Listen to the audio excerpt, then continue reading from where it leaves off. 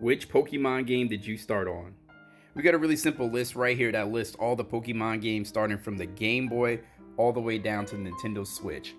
And it's a simple question. What game did you start on? For me, I started on the original Red, and I've had the opportunity to play like almost all the games on this list. And it's just crazy how amazing the first games were for their time. As glitchy as they were, we didn't know better about the glitches back in the day.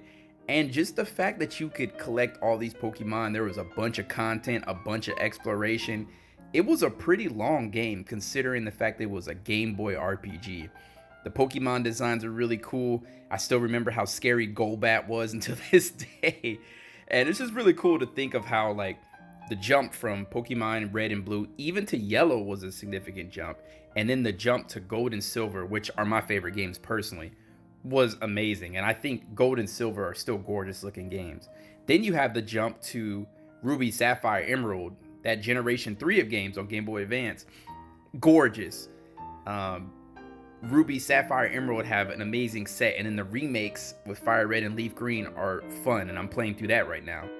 Then you have the DS versions, which Diamond and Pearl were great. Black and White 2 are fan favorites. Heart Gold and Soul Silver, remakes of Gen 2.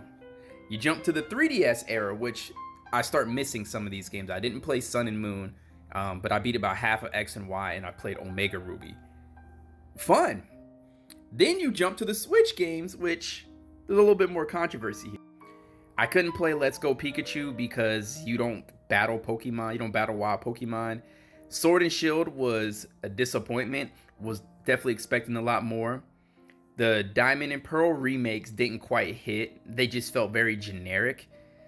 Legends Arceus was a great game, and Scarlet and Violet had terrible performance issues, but outside of that were actually like pretty fun games.